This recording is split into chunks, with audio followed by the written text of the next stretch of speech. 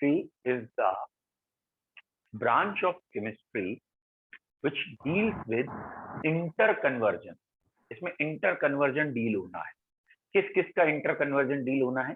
Chemical energy into electrical energy and electrical energy back into chemical energy. तो यहाँ basically हमारे पास chemicals होते हैं और उनके अंदर की एनर्जी को हमने कह दिया केमिकल एनर्जी. अभी क्लियर करते हैं ये क्या है, और इस केमिकल एनर्जी को हम चेंज करेंगे इलेक्ट्रिकल एनर्जी में. ठीक है, अब ये क्या है, और इसके बाद इसका रिवर्स भी करना सीखेंगे. तो ये वाली ब्रांच जो केमिकल और इलेक्ट्रिकल का इंटर कन्वर्जन निपटा रही है, उस ब्रांच का नाम है इलेक्ट्रोकेमिस्ट्री. अब ये केमिकल एनर्जी पहले समझ में आए क्या है. बेसिकली हमारे पास केमिकल्स हैं. जैसे एक सबसे सिंपल एग्जांपल अगर हम लेके चलें कि जिंक है, और जिंक को कॉपर से रिएक्ट कराया या कॉपर सल्फेट सॉल्यूशन में डाला गया. ठीक है, जिंक को जब कॉपर सल्फेट सॉल्यूशन में डाला गया तो ये रिएक्शन हो रही थी. जिंक सल्फेट बन रहा था, कॉपर अलग हो रहा था. बताओ बच्चों, क्या ये रिएक्शन आपको समझ में आ रही? ये रिएक्शन क्या है? ये सिंपल एक रेडॉक्स रिएक्शन है, और अधिकतर बच्चे 10th स्टैंडर्ड से पढ़ते आ रहे हैं, उन्हें मालूम है कि जिंक ECS यानी इलेक्ट्रोकेमिकल सीरीज या रिएक्टिविटी सीरीज में कॉपर से ऊपर है, इसलिए जिंक कॉपर को डिस्प्लेस कर रहा है. Zinc is more reactive than copper, इसे डिस्प्लेस कर रहा है. अब यहाँ देखना साइंटिस्ट बुद्धि कहाँ से कहाँ तक पहुंचती है, और फिर छोटी सी चीज से कितनी बड़ी बड़ी चीजें इन्वेंट होती हैं, और फिर वो धीरे धीरे धीरे बढ़ते हुए बहुत बड़े रूप में आएंगी. तो ये एक रिएक्शन है, zinc is more reactive than copper, ये रिएक्शन हो गई. थोड़ा सा इसका प्रैक्टिकल वर्जन देखते हैं हम. बेटा प्रैक्टिकल वर्जन क्या है? ये रहा एक कंटेनर जिसमें ब्लू कलर का कॉपर सल्फेट सॉल्यूशन है. ये कॉपर सल्फेट का एक्वा सॉल्यूशन है. ऑब्वियसली इसका कलर नीला होता है. ये ब्लू कलर का कॉपर सल्फेट का एक्वा सॉल्यूशन है. ये इसमें ऐड कर दी हमने सपोज जिंक की रॉड. ये जिंक रॉड है, ये इस सॉल्यूशन में ऐड कर दी गई है. ठीक है, टेम्परेचर नापने के लिए थर्मोमीटर लगा दिया, व्हाटएवर. थोड़ी देर के बाद हम क्या देखते हैं, आफ्टर फ्यू मोमेंट, कि ये जो ब्लू कलर का सॉल्यूशन यहाँ था, ये अभी ब्लू कलर का था, और थोड़ी देर के बाद ये वाला सॉल्यूशन का ब्लू कलर धीरे धीरे उड़ने लगा, और ये सॉल्यूशन अब व्हाइट कलर में चेंज होने लगा. ब्लू से व्हाइट में चेंज हो गया. क्लियर है ना आपको? आपको तो समझ में आ रहा है, क्योंकि ये बन रहा था जिंक सल्फेट. जिंक सल्फेट बनते ही सॉल्यूशन का कलर हटने लगा, और साथ में या तो आप ये कह लीजिए कुछ पार्टिकल नीचे इकट्ठा होने लगे, वो कॉपर के थे, या आप ये भी कह सकते हैं कि ये जो रॉड धीरे धीरे थिनर होती जा रही थी और इसके ऊपर भी जाके डिपॉजिट हो रहा था, कॉपर यहाँ डिपॉजिट हो रहा था. मतलब अल्टीमेटली ये रिएक्शन हो रही थी, और जो थर्मोमीटर लगा था वो बता रहा है टेम्परेचर इज राइजिंग, टेम्परेचर बढ़ भी रहा है. ठीक है, तो इस रिएक्शन की अगर आप इस रिएक्शन की आयनिक फॉर्म देखिए, आयन में क्या हो रहा है, और इस चीज को बस सोच के देखिए, तुरंत आपको कंसेप्ट समझ में आएगा क्या है. कि ये जिंक है, ये कॉपर के आयन हैं, यहाँ कॉपर सल्फेट में कॉपर के आयन होंगे, और ये गारंटी है कि जिंक ने अपने इलेक्ट्रॉन लूज किए होंगे, और जब जिंक अपने इलेक्ट्रॉन लूज करेगा तो जिंक के आयन बनेंगे, और वो जो इलेक्ट्रॉन लूज किए हैं वो कॉपर को दिए होंगे, और कॉपर उन इलेक्ट्रॉन को लेते ही न्यूट्रल हो गया होगा. तो जिंक और कॉपर सल्फेट या क्यूप्रिक आयन में एक रिएक्शन हुई जो आपको समझ में आ रही है. अब ये जो रिएक्शन है ये एक स्पॉन्टेनियस रेडॉक्स है, अपने आप होने वाली रिएक्शन है. इसके लिए आपको बाहर से कोई भी एपरेटस या किसी चीज लगाने की जरूरत नहीं है. अगर कॉपर सल्फेट का सॉल्यूशन है, जिंक रॉड डाल दीजिए, रिएक्शन अपने आप हो जाएगी, हीट निकलेगी. साइंटिस्ट ने इसी में दिमाग लगाया, बोले भाई ये क्या हो रहा है, क्या हो रहा है भाई? बोले क्या हो रहा है? बोले इलेक्ट्रॉन गया. बोले फिर दूसरे ने इलेक्ट्रॉन ले लिया. बोले ठीक, इलेक्ट्रॉन का घूमना क्या है? बोले हाँ यार ये तो करंट होनी चाहिए. बोले हाँ, इलेक्ट्रॉन घूमा है और इलेक्ट्रॉन का मूवमेंट तो करंट होती है, लेकिन यहाँ करंट तो कहीं दिख नहीं रही, और हीट निकल रही है. यहाँ टेम्परेचर बढ़ रहा है, हीट निकल रही है. तो बोले कुछ ना कुछ तो ऐसा सोचो कि ये इलेक्ट्रॉन जो मूव कर रहा है ये वायर के थ्रू जाए, और अगर वायर के थ्रू इलेक्ट्रॉन जाएगा तो ये करंट बन जाएगा। तो यहां इलेक्ट्रॉन का मूवमेंट है, बट अब इसे एक सिस्टमैटिक चैनल चाहिए, एक चैनल चाहिए, वायर के थ्रू चला जाए तो करंट बनेगी। ये वाला प्रोसेस जो अभी मैंने आपको डिस्कस किया, ये बेसिकली केमिस्ट्री में कहलाता है डायरेक्ट रेडॉक्स। डायरेक्ट रेडॉक्स कहने का मतलब क्या है? एक रेडॉक्स रिएक्शन हुई है और डायरेक्टली हुई है, मतलब दो लोग लड़ रहे हैं, एक दूसरे का मुंह फोड़ दे रहे हैं, डायरेक्टली कर रहे हैं, और डायरेक्टली करने की वजह से बाहर किसी का फायदा नहीं हो रहा। अगर यही रेडॉक्स रिएक्शन यही इनडायरेक्टली करके दिखाएं तो करंट बन जाएगी। तो अब हमारा चैप्टर स्टार्ट होता है बच्चों। हमारे चैप्टर का नाम है ईसी, इलेक्ट्रोकेमिस्ट्री। इलेक्ट्रोकेमिस्ट्री की पहला point, the chemistry, the branch of chemistry dealing with inter conversion. यहां क्या हो रहा है? इंटर कन्वर्जन हो रहा है। किसका? Chemical energy to electrical energy, या उल्टा आना। अब सीई का मतलब केमिकल एनर्जी और ईई का मतलब इलेक्ट्रिकल एनर्जी। अब पॉइंट क्या है? दो तरह के सेल बनाए हैं इन्होंने। एक कह दिया है इलेक्ट्रोकेमिकल सेल, जिसके बारे में चैप्टर में ज्यादा एक्सप्लेनेशन है, ज्यादा डिटेल है, और एक और सेल है जिसके बारे में थोड़ा सा पढ़ना है, इलेक्ट्रोलिटिक सेल। तो फिलहाल दो तरीके के सेल इस चैप्टर में हमें पढ़ने हैं, इलेक्ट्रोकेमिकल और इलेक्ट्रोलिटिक। बेटा ये इलेक्ट्रोकेमिकल है और ये इलेक्ट्रोलिटिक है, ठीक है। बेसिकली इलेक्ट्रोकेमिकल क्या है? इलेक्ट्रोकेमिकल क्या है? Chemical energy to electrical energy. अब ध्यान से सुनिएगा क्या कह रहे हैं। जब भी direct redox reaction, direct word हटा दीजिए, सॉरी, जब भी रेडॉक्स रिएक्शन होती है जो कि स्पॉन्टेनियस हो रही हो, अपने आप हो रही हो, तो उस समय कुछ ना कुछ हीट निकलती है। उस रिएक्शन का डेल्टा जी नेगेटिव होता है, कुछ ना कुछ हीट निकलती है, और उसी हीट को, उसी एनर्जी को इलेक्ट्रिक एनर्जी में तब्दील करना, चेंज करना, वो वाली डिवाइस कहलाती है electrochemical cell. Electrochemical cell is the device which converts the energy liberated during spontaneous redox reaction into electrical energy। तो ये केमिकल एनर्जी क्या है ये समझ में आया? What is the meaning of chemical energy? कोई ऐसा नहीं है कि केमिकल रखे हैं उसके अंदर एनर्जी भरी है ना। केमिकल एनर्जी कहने का मतलब है कि ये केमिकल्स आपस में रिएक्ट करेंगे, एक स्पॉन्टेनियस रिएक्शन करेंगे, स्पॉन्टेनियस रेडॉक्स रिएक्शन। और गिब्स फ्री एनर्जी वाले चैप्टर या थर्मोडायनेमिक्स बताती है जो भी काम अपने आप होता है उसका डेल्टा जी नेगेटिव होता है। डेल्टा जी क्या था? Delta G Gibbs free energy क्या था? It is the maximum available energy which can be converted into work. तो इसको वर्क में चेंज करना है, लेकिन कौन से वर्क में चेंज करना है? इलेक्ट्रिकल वर्क में चेंज करना है। तो गिब्स फ्री एनर्जी से इलेक्ट्रिकल वर्क आएगा। तो इस चैप्टर में आपको थोड़ा बहुत गिब्स फ्री एनर्जी भी पढ़ना पड़ेगा, लिटिल बिट, ज्यादा नहीं है, और उससे वर्क डन में चेंज होगा। तो what is electrochemical cell? Basically जो तुम्हारे घर में बैटरी रखी है, जो तुम पेंसिल सेल, टॉर्च सेल या कोई भी तरीके का सेल खरीद के लाते हो, वो इलेक्ट्रोकेमिकल का एग्जाम्पल है। और हमारे कोर्स में 4 या 5 ऐसे सेल हैं भी जो पढ़ने हैं। इवन मर्करी सेल जो हियरिंग डिवाइसेस, हियरिंग एड्स, कान वाली मशीनों या फिर पिन होल कैमरास या पिन कैमरास में लगे होते हैं ना, तो pencil cell, sorry that is mercury cell, wrist watches में भी होते हैं। तो मर्करी सेल भी इसी डिवाइस है। या पढ़ेंगे 4-5 एग्जाम्पल हमारे जो हैं, that is lithium ion battery आजकल यूज होने लगी है हमारे मोबाइल डिवाइसेस में। यस, पुराने एग्जाम्पल जो हैं, जो मुझे थोड़ा सा लग रहा था, एक बच्चे ने बता भी दिया है, गैल्वेनिक सेल, डेनियल सेल, ये एग्जाम्पल इलेक्ट्रोकेमिकल के होंगे।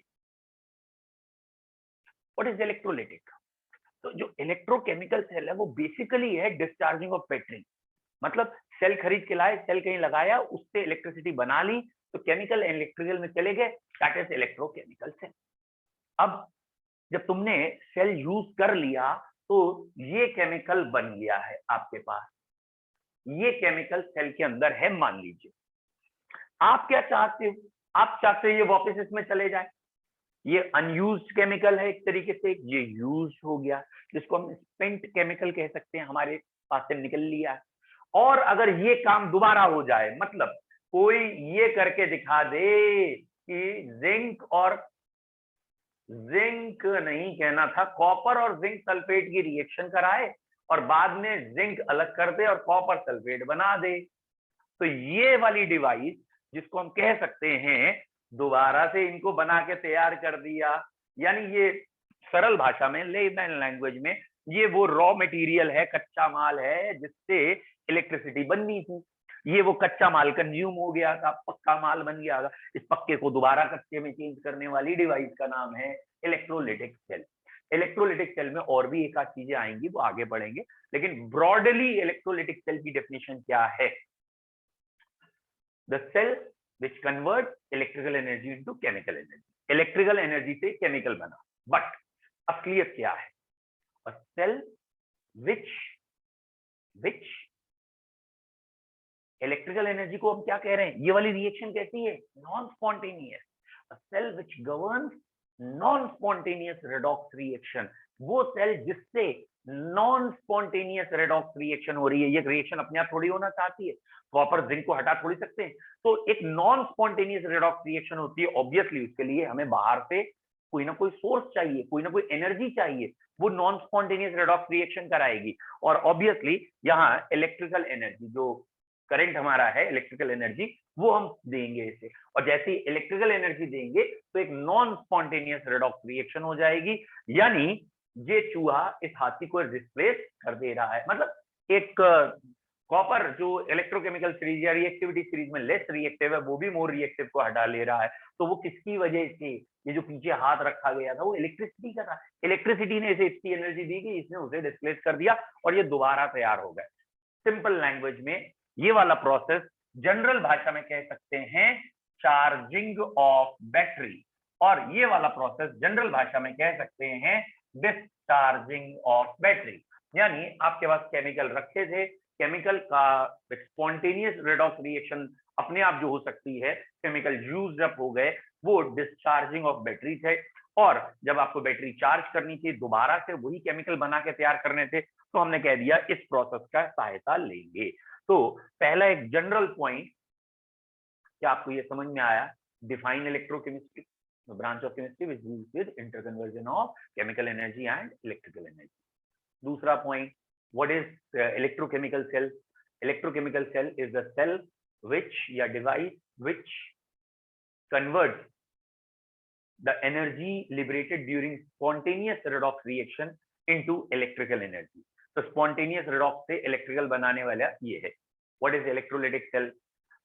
The device which use electrical energy and it converts it governs a non-spontaneous redox reaction. एक रिएक्शन जो चलनी नहीं चाहिए थर्मोडायनेमिक्स के हिसाब से, उसको चला रही है।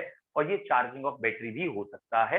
फिलहाल इलेक्ट्रोलिटिक में और भी चीजें आती हैं बेटा। इलेक्ट्रोलिटिक में और कैसे आती हैं, जो आप बचपन से पढ़ते आए हो, ये एक कंटेनर है, इसमें NaCl पड़ा है, बाहर से इलेक्ट्रोड डाले गए और करंट दे दिया गया, और करंट दे दिया गया, कैटाइन कैथोड पे भग गया, एनाइन एनोड पे भग गया। कैटाइन जब कैथोड पे गया तो वहां कैथोड पे कैटाइन डिपॉजिट हो गया, न्यूट्रल हो गए, एनाइन एनोड पे जाके डिपॉजिट हो गया। तो यहाँ पे क्या ये NaCl अलग होना चाह रहे थे?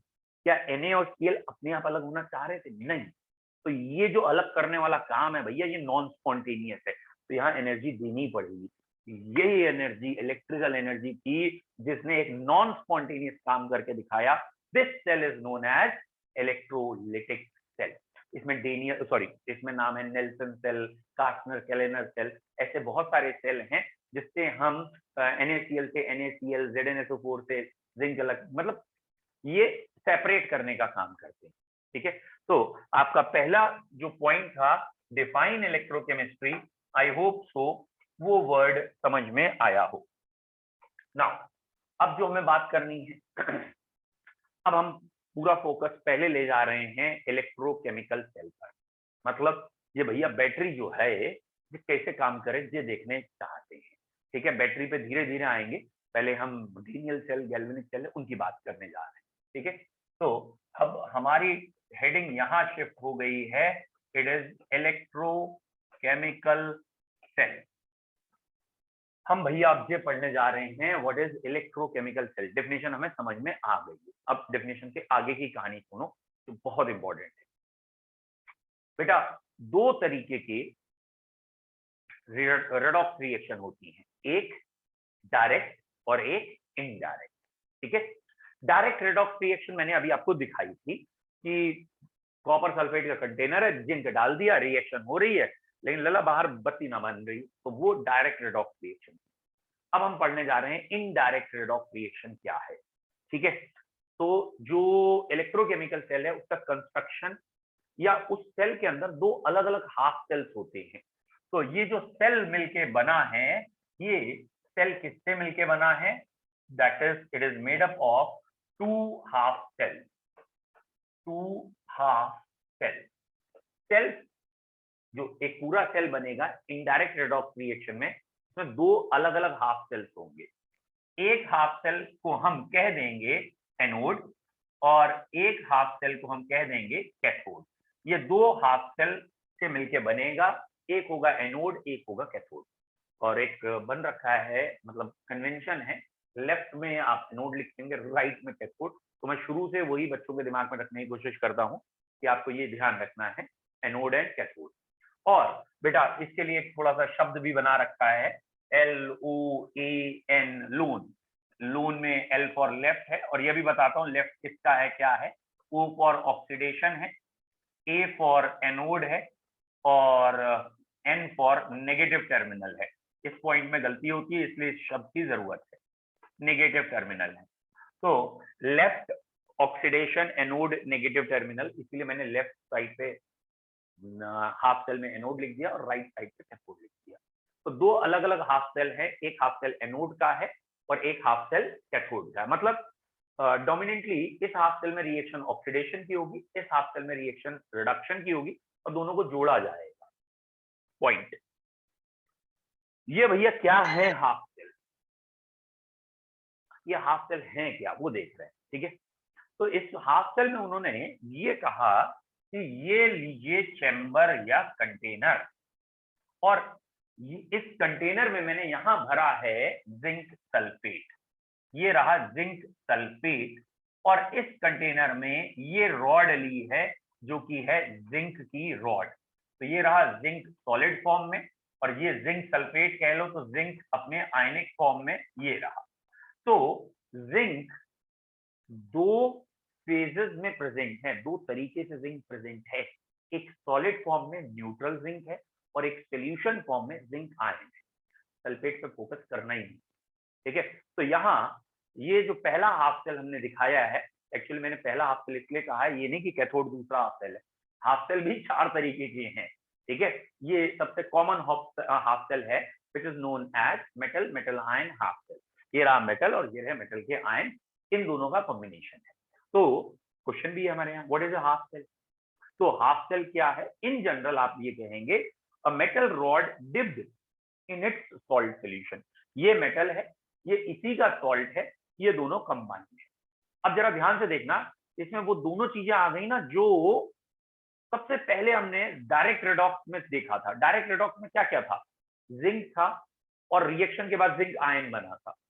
दोनों चीजें, जिंक भी है जिंक आयन भी, रिएक्शन अभी नहीं हो रही। ये जो हाफ सेल है, इसमें हमें कह सकते हैं इसका एक पोटेंशियल निकालना पड़ेगा which is termed as electrode potential. वो अभी देखेंगे क्या है। फिलहाल what is a half cell? A metal rod dipped in its salt solution. This combination is known as half cell. In a single half cell we have to do nothing. मतलब अगर अकेला ये मेटल और यही metal का ही solution है तो यहाँ कोई रिएक्शन नहीं हो रही। जैसे ही ये किसी दूसरे से जुड़ेगा, वो जो दूसरा आएगा उसकी वजह से यहाँ रिएक्शन होगी। भाई अगर दूसरा इनसे कमजोर निकला, इलेक्ट्रोकेमिकल सीरीज में वीक निकला, तो ये उसे इलेक्ट्रॉन फेंक के मार रहे होंगे, क्योंकि ये ताकतवर है, ये मोर रिएक्टिव है, ये फेंक फेंक के इलेक्ट्रॉन मारेंगे। जैसे पत्थर फेंक के मारे जाते, ये इलेक्ट्रॉन मारेंगे। और अगर दूसरा लिथियम या सोडियम आया जो इनसे ज्यादा इलेक्ट्रोपॉजिटिव है, तो भैया ये गुन्ने बने यहाँ कैथोड हो जाएंगे, वो एनोड हो जाएगा, वो इन्हें फेंक फेंक के मारेगा। ठीक है, यानी इलेक्ट्रॉन जाएंगे। काहे से जाएंगे? वायर के थ्रू जाएंगे, और अगर इलेक्ट्रॉन वायर के थ्रू इधर गए तो करंट इधर आ जाएगी। तो ये जो मूवमेंट करंट का है वो हाफ सेल से आएगा। ठीक है बच्चों, तो एक हाफ सेल जो है, उस एक हाफ सेल में भैया ये शायद किसी बच्चे का माइक गलती से ऑन हो गया है, तो आप बंद कर लीजिए, नहीं तो मीटिंग चले जाइए। यही 2 मिनट। भैया कौन बच्चा है? ओके, तो आपको ये क्लियर है कि यहाँ पे हाफ सेल में क्या है, एक मेटल है और मेटल का सोल्यूशन है। बेसिकली ये जो हाफ सेल होते हैं ये 4 तरीके के होते हैं, ठीक है, लेकिन अभी आप डिटेल में इसी को समझेंगे। ओहो, एक सेकंड बच्चों है, एक बच्चे को थोड़ा मीटिंग से जाना है, बेचारा लीव नहीं हो पा रहा। आप लोग मुझे बताएंगे कौन सा बच्चा है जो बेचारा लीव नहीं हो पा रहा, माइक खुल जा रहा बेचारे का, प्लीज बताओ। कोई बच्चा नहीं बताने हो यार।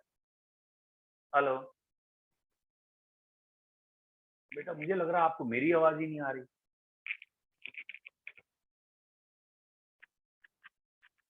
सर आपकी आवाज क्लियर है? आपकी आवाज क्लियर है आवाज आ रही है आपको? Yes sir. आपको आ रही तो मान लेता हूँ। और ये बाकी जो भी है भैया प्लीज स्विच ऑफ कर दीजिए या व्हाटएवर जो भी है म्यूट कर लीजिए। 4 तरीके के हाफ सेल होते हैं, जिसमें एक होता है मेटल मेटल आयन, जो मैंने अभी आपको दिखाया है। एक होता है that is termed as oxidation reduction. Oxidation reduction कहने का मतलब होता है कि ये वो हाफ सेल है जिसमें ग्रेफाइट, गोल्ड, प्लेटिनम ऐसी इलेक्ट्रोड लेंगे, तो यहाँ जो रॉड होगी वो इलेक्ट्रॉन को आने और जाने तो देगी लेकिन खुद रिएक्ट नहीं करेगी, तो वो ऑक्सीडेशन रिडक्शन हाफ सेल कहलाते हैं, जिसमें नोबल मेटल्स की रॉड लेते हैं। जनरली हम इसे इलेक्ट्रोलाइट कहते हैं और इस रॉड को इलेक्ट्रोड कहते हैं जनरली। तो यहाँ अगर इलेक्ट्रोड आपकी नोबल मेटल की ली गई है, जिसे इनर्ट इलेक्ट्रोड भी कहते हैं, तो वो हाफ सेल कहलाता है ऑक्सीडेशन रिडक्शन, जिसमें मरकरी भी रिएक्ट कर लेता, प्लेटिनम, मरकरी भी कह सकते हो, प्लेटिनम और कौन से नोबल मेटल्स हैं, ग्रेफाइट, गोल्ड, ऐसे मेटल की रॉड बनाए थे। एक होती है गैस इलेक्ट्रोड, ये हमारे कोर्स में है, इसे गैस इलेक्ट्रोड या गैस हाफ सेल भी कहते हैं। तो इसमें क्या है, अब एक कॉमन सेंस है, यहाँ भैया नीचे HCl का तो सोल्यूशन बना लोगे, मतलब हाइड्रोजन का सोल्यूशन तो बन जाएगा, H सोल्यूशन में मिल जाएगा। हाइड्रोजन गैस को यहाँ कैसे स्टैंड करवाएं, एक न्यूट्रल एक आयनिक फॉर्म, तो HCl तो यहाँ दिख गया, ये HCl तो दिख गया, हाइड्रोजन यहाँ कैसे आएगी, तो उसके लिए कहा गया प्लेटिनम या निकल की वायर ले लीजिए और उस वायर के ऊपर हाइड्रोजन एडजॉर्ब करा दीजिए और यहाँ सरफेस एरिया बढ़ा देंगे जिससे रिएक्शन हो जाए, और इसे कांच की ट्यूब में बंद कर देते हैं, जिससे कि हमें जो भी प्रेशर मेंटेन करना हो हम इजिली कर लें। ठीक है, तो ये वाला हाफ सेल जिसमें ये कांच की ट्यूब है, दिस वन, ठीक है, ये कांच की ट्यूब में बंद है और ये वायर बाहर तक चली जाएगी, तो ये हाफ सेल गैस इलेक्ट्रोड कहलाती हैं, जिसमें कोई एक मेटल की वायर होगी और फिर हाइड्रोजन या H का सोल्यूशन होगा, दिस वन। तो ऐसा हाफ सेल हमारा कहलाएगा गैस। और चौथा होता है सॉल्ट, ठीक है, जैसे कैलोमल इलेक्ट्रोड है, तो उसमें यहाँ मेटल की वायर के नीचे एक इनसॉल्युबल सॉल्ट लगाया जाता है। इनसॉल्युबल सॉल्ट मतलब वो घुल के नीचे नहीं आएगा, और नीचे सॉल्युबल सॉल्ट भी होता है, जैसे मरकरी लिया है, मरकरी का फिर यहाँ Hg2Cl2 कैलोमल लगाया है और नीचे HgSO4 भी है, तो वहां एक इनसॉल्युबल सॉल्ट भी है, वो सॉल्ट इलेक्ट्रोड भी होगा। लौट के आइए, हम क्या पढ़ रहे हैं, सेल। सेल किससे मिलके बना है, इलेक्ट्रोकेमिकल सेल किससे मिलके बना है, 2 हाफ सेल से।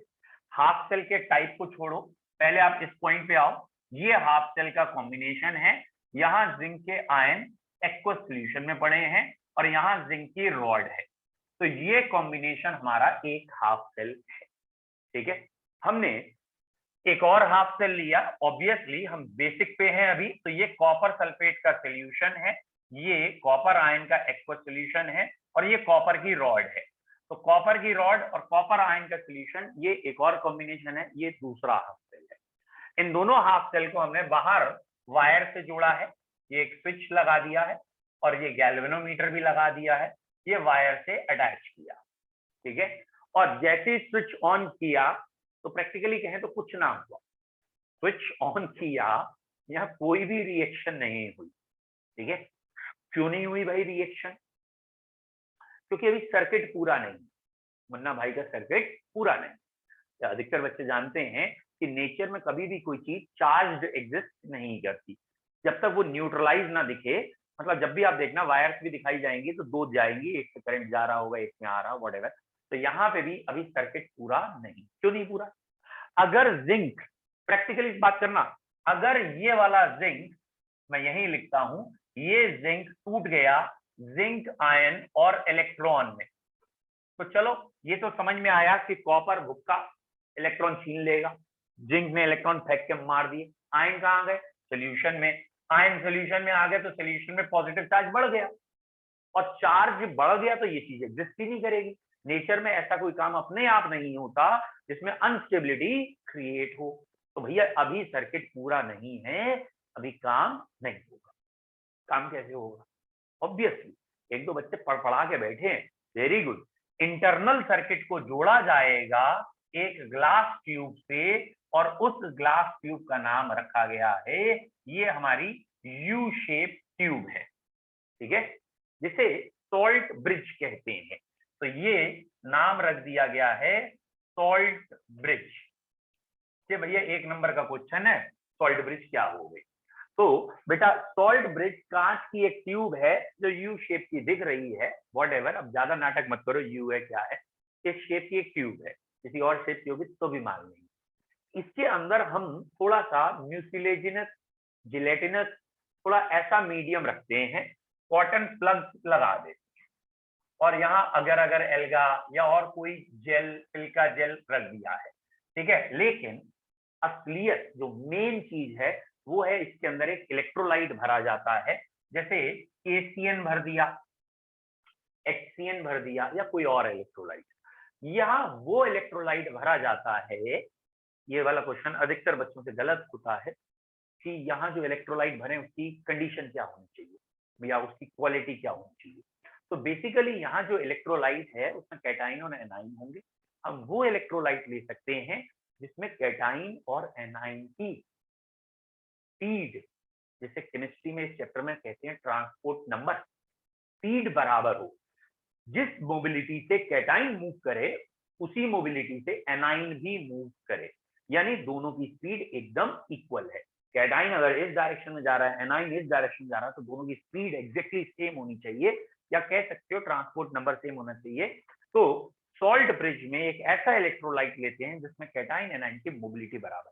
फर्स्ट मत जाना, एग्जामिनर ऐसे क्वेश्चन बना के देता है जिसमें दोनों सॉल्ट हो, दोनों वीक हो, एक वीक एक सॉल्ट, ऐसा उससे कोई मतलब नहीं है।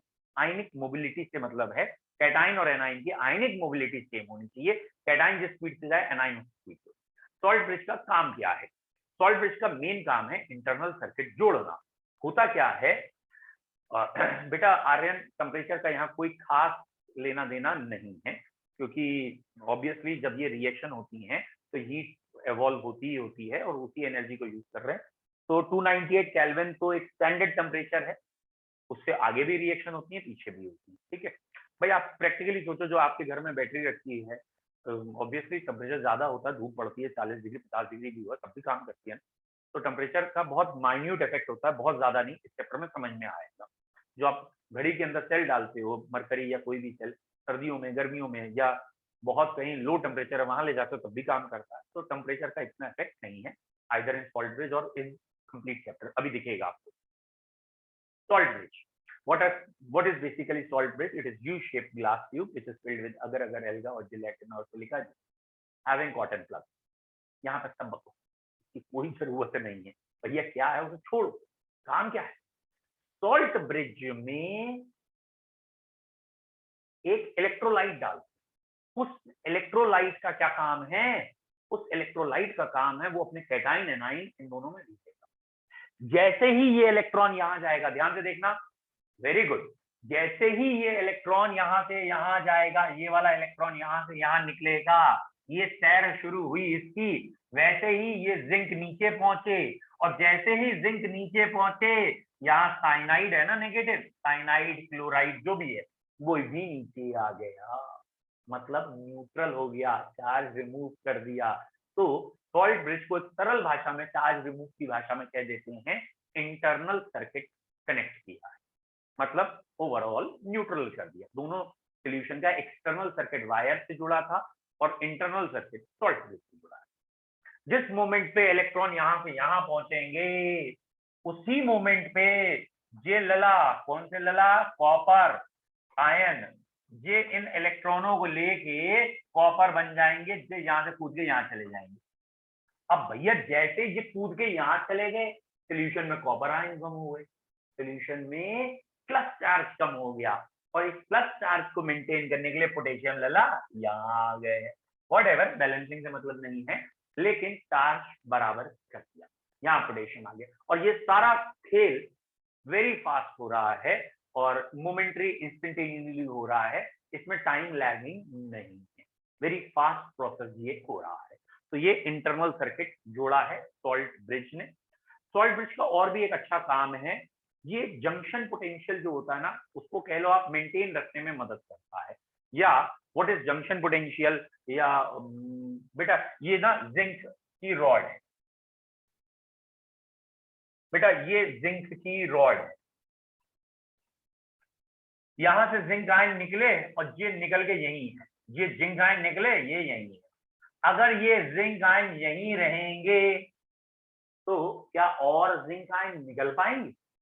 अरे भैया ये जिंक है और उसमें जिंक आयन, इसी जिंक को आयनाइज होकर जिंक आयन तो बनाना है ना? तो ये जिंक आयन निकलेंगे। अभी बता रहा हूँ कार्तिक, एक सेकंड। क्यों? क्योंकि यहाँ आगे जिंक आयन पहले से बैठे, तो जब सॉल्ट ब्रिज लगता है तो सॉल्ट ब्रिज का जो आयन आता है वो इन्हें स्कैटर कर देता है, और जिससे यहाँ का जो जंक्शन पोटेंशियल कह लीजिए, लिक्विड लिक्विड इंटरफेस पोटेंशियल कह लीजिए, फिर मेंटेन हो जाता है, यानी और जिंक आयन निकलना आसान हो जाता है। अब एक बच्चे का क्वेश्चन अभी अभी मैंने देखा, उन्होंने ये कहा अब इलेक्ट्रॉन निकलेंगे क्यों, इलेक्ट्रॉन निकल ही क्यों रहे हैं, है ना? तो बेटा एक सिंपल सा पॉइंट यहाँ पे ये है, जिंक और कॉपर इन दोनों को हमने कनेक्ट कर दिया है वायर से। जब वायर से कनेक्ट किया है, कॉपर एक लेस इलेक्ट्रो पॉजिटिव एलिमेंट है जिंक के मुकाबले, और जिंक मोर इलेक्ट्रो पॉजिटिव, और ये वायर से जुड़े हैं, तो जिंक से इलेक्ट्रॉन कॉपर में चले जाएंगे। अगर आगे पूरा सर्किट कंप्लीट है तो, सर्किट कंप्लीट है तो जिंक तुरंत इलेक्ट्रॉन छोड़ेगा, कॉपर छीन लेगा, और नीचे जिंक काय में चेंज होता जाएगा, तुरंत जिंक आयन में जाएगा, जिंक आयन सोल्यूशन में जाएगा, सॉल्ट ब्रिज से उसको potassium ion, sorry salt bridge से उससे क्लोराइड आयन या साइनाइड आयन मिलेंगे, मतलब न्यूट्रलाइज हो जाएगा, जंक्शन पोटेंशियल मेंटेन हो जाएगा। और अगर तुमने सॉल्ट ब्रिज हटा लिया, वैसे कुछ बुक्स कहती हैं, लेकिन मैं आपको सही बता रहा हूँ, प्रैक्टिकली तरीका है, सॉल्ट ब्रिज हटा लिया, इंस्टेंटेनियस करंट जीरो होगी, इंस्टेंटेनियस, तुरंत। क्यों भैया, कुछ कहते हैं ना स्लोली करंट, ये ना, सॉल्ट ब्रिज हटते ही सर्किट टूट गया, और सर्किट टूट गया तो करंट जीरो होगी तुरंत। फिर से सोचो क्या कह रहे हैं, एक बल्ब है जिसमें फिलामेंट लगा हुआ दिख रहा है, अब मैं कह रहा हूँ बल्ब का फिलामेंट टूट गया, कितनी देर तक वो बल्ब जलेगा? अबे फिलामेंट टूट गया, बल्ब बंद हो गया, और क्या? वो यहाँ पे सॉल्ट ब्रिज निकाल लिया, सर्किट ब्रेक कर दिया। सर्किट ब्रेक कर दिया तो क्यों कह रहे हो कि थोड़ी देर तक चलेगा? ना, कोई थोड़ी देर नहीं चलेगा, तुरंत ये रिएक्शन स्टॉप होगी। इस पॉइंट में फिर भी थोड़ा बहुत टीचर्स में कंट्रोवर्सी है, ठीक है? हाँ, और कॉम्पिटिशन में आया हुआ क्वेश्चन है, सीधा जीरो आंसर टेक होता है कि momentary the current will become zero. तो सेल का डायग्रामेटिक कह लो या सेल की ड्राइंग क्लियर है। अब फंक्शनिंग और ड्राइंग में देखते हैं, ये रहा सेल की ड्राइंग। भैया ये दो थे हाफ सेल, एक एनोड था एक कैथोड था, ये हाफ सेल में मेटल रॉड थी, ये मेटल आयन का सॉल्यूशन था, ये मेटल रॉड थी, ये मेटल आयन का सॉल्यूशन था। एक्सटर्नली ये गैल्वेनोमीटर स्विच और वायर से जुड़े हैं, इंटरनली ये सॉल्ट ब्रिज से जुड़े हैं, इसमें भी कोई इलेक्ट्रोलाइट है, इसका क्लोराइड आयन यहाँ से यहाँ जाएगा, इसका zinc ion sorry potassium ion यहाँ से यहाँ जाएगा। कॉमन सेंस है, सॉल्ट ब्रिज में ऐसा इलेक्ट्रोलाइट लेंगे जो यहाँ किसी से आकर रिएक्ट ना करे, कोई प्रेसिपिटेट ना बनाए, और इनका ट्रांसपोर्ट नंबर या कैटायन एनायन की आयनिक मोबिलिटी 3। हाँ भैया, यहाँ तक इन फोटो में कोई दिक्कत, यहाँ तक की कहानी समझ में आई तो 1 टाइप कर दो, यहीं तक दिक्कत है तो फिर यहीं तक पहले करते फिर आगे बढ़े। प्रथम को समझ में आया है, निशिका को समझ में आया है, उसके अंशु क्लियर है, ध्रुव, दिव्यांश क्लियर है, आर्यन ओके।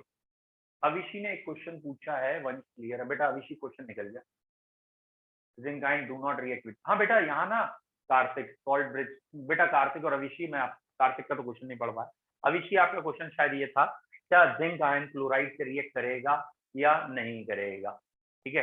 हाँ, अब एक आध बच्चे ने फिजिक्स बीच में लगा दी, जिसमें पांडे जी हैं हमारे, आर्यन पांडे, वोल्ट मीटर लें, गैल्वेनोमीटर लें, इनमें क्या अंतर है। ये फिजिक्स वाले को काय पैसे दे रहा है, तो नहीं फिजिक्स वाले को क्यों दे रहा है पैसे, एसी और डीसी में भी अंतर पूछ ले, फिर और भी कोई पूछ ले, अभी देखते हैं, मुझे ना आता वो, ठीक है। यहाँ गैल्वेनोमीटर है, उसे देखकर गैल्वेनोमीटर डिफ्लेक्शन ऑफ इलेक्ट्रॉन को ये बता रहा है, करंट मेजर कर रहा है, ये ध्यान रखिए। वोल्ट मीटर क्या है भैया, अभी थोड़ा और पढ़ाई करते हैं फिर बताते हैं तुझे वोल्ट मीटर क्या है। अभी शायद आपका क्वेश्चन था, क्या क्लोराइड आयन जिंक आयन से रिएक्ट नहीं करेगा, ऐसा कोई क्वेश्चन था शायद।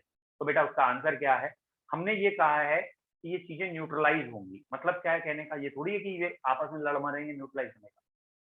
बेटा आयनिक कंपाउंड दोनों आयन्स में एग्जिस्ट करें, हम ये कहना चाहते हैं ऐसा ना हो कि कोई ऐसा इलेक्ट्रोलाइट ले लिया जो इसके साथ रिएक्ट करके प्रेसिपिटेट बना के सोल्यूशन में बैठ जाए।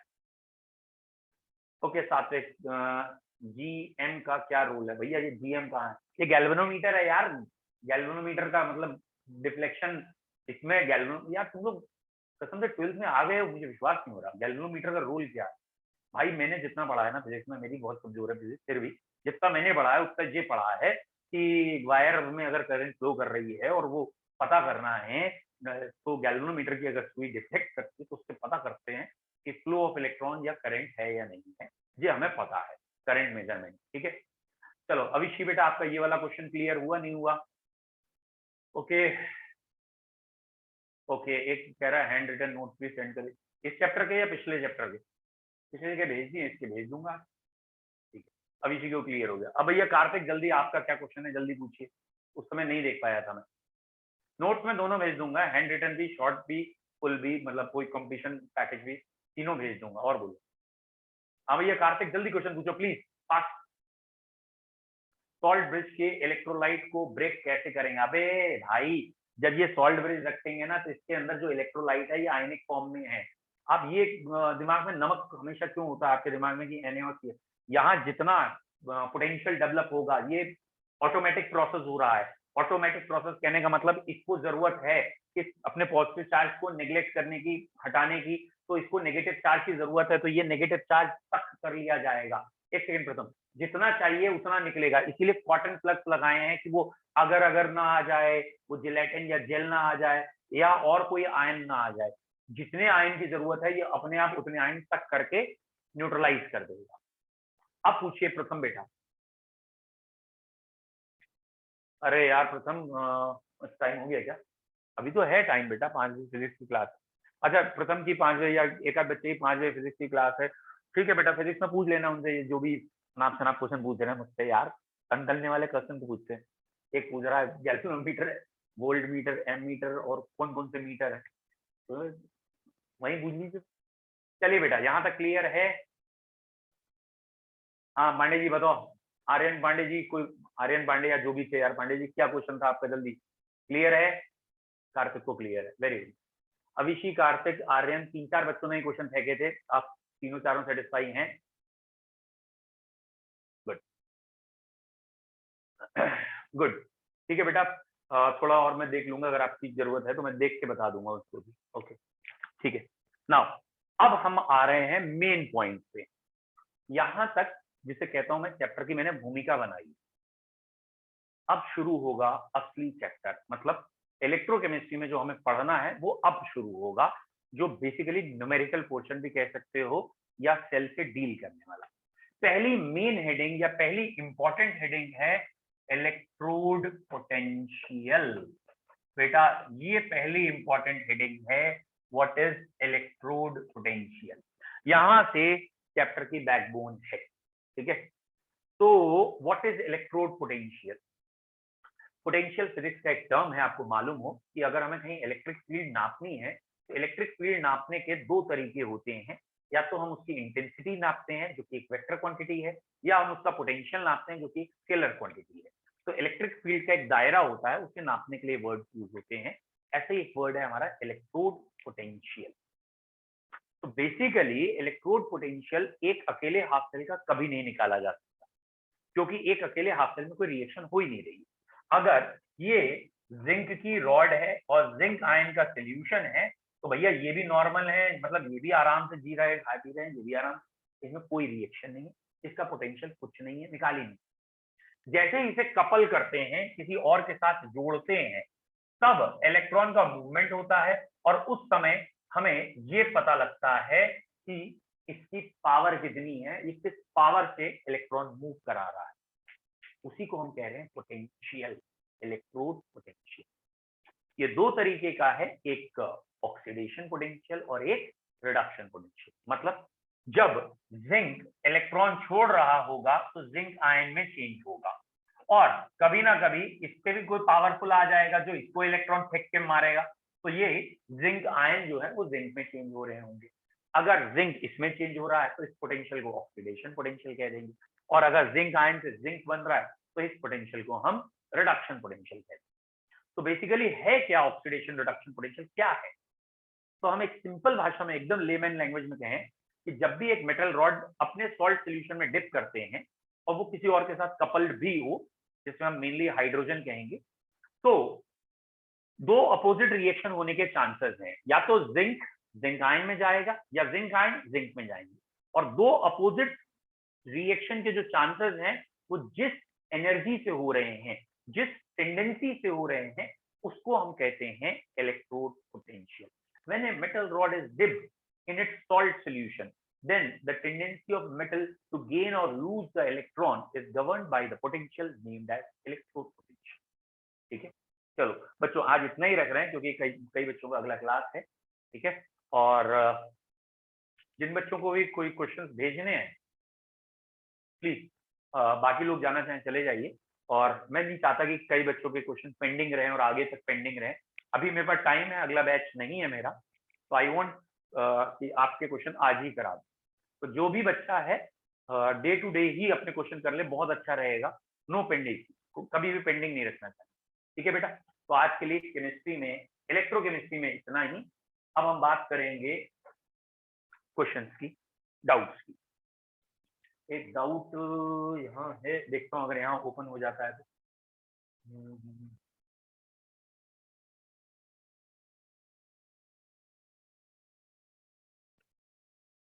बेटा जिसने डाउट भेजने जल्दी जल्दी भेज दीजिए।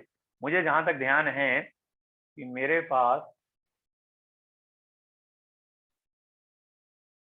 अगर यहाँ ओपन हो जाता है, ओहो ओके ठीक है।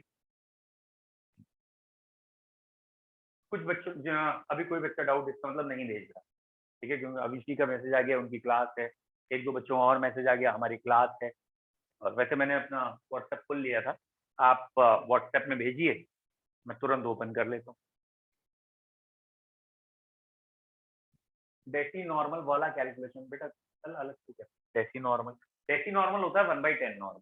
चलिए बेटा आज इतना ही रख रहे हैं, मैं समझ गया हूँ, कोई भी क्वेश्चन नहीं भेज रहा।